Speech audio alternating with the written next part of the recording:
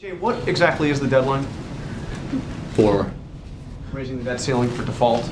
well, those are two different things, as we've been explicitly clear about. On October 17th, as the Treasury Secretary has noted many times, the United States runs out of borrowing authority.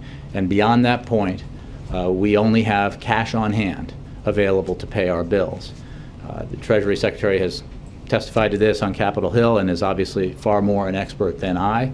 So I would point you to his testimony and public statements about that fact.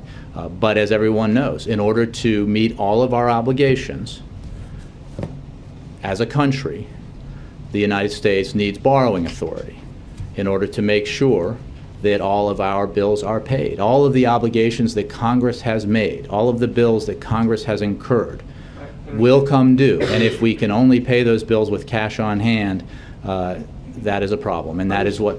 I was trying to know, everybody has their countdown clocks, everything going on. They seem to be counting down to midnight tomorrow. But is it midnight tomorrow when the calendar strikes the 17th? I'd refer you to... as much as I'd like to improve the quality of the countdown clocks, I would have to refer you to Treasury on the minute and the hour. Countdown clocks. When does Congress need to act by? Do they need to pass something by tomorrow? Can something pass on Thursday?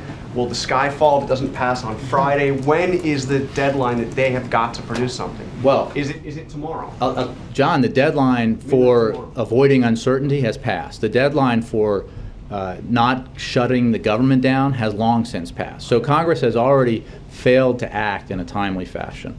But we hope that Congress will act quickly to resolve these issues. I guess we're asking now. When is too late, Jay? I'm just trying to figure out. I'm not sure what that means. They need to act as soon as possible, because what is absolutely true is that every day we're in shutdown, there's harm done to hundreds of thousands of Americans and indirectly to many, many more, and there's direct harm done to our economy. And every day that we get closer to the point beyond which we've never been, which is where the United States does not have borrowing authority, creates more trouble for our economy and uncertainty globally, which has a negative impact on our economy. Obviously, there's a lot of anxiety in the bond market because of this. Can bondholders be reassured they will still receive their interest after tomorrow? John, those are the kinds of questions that I think are best directed to the Treasury Department.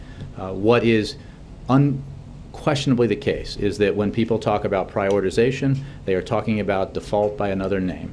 When people talk about paying some bills but not others, they are talking about entering a realm that this country and this government has never been in, which is picking and choosing who gets paid and when they get paid. And that has tremendous negative consequences for our economy, not all of which are knowable beyond the fact that we know they're bad. No question, but do you have a game plan? I mean, obviously this is no longer hypothetical. There's a real possibility Congress doesn't act by whatever the deadline exactly is.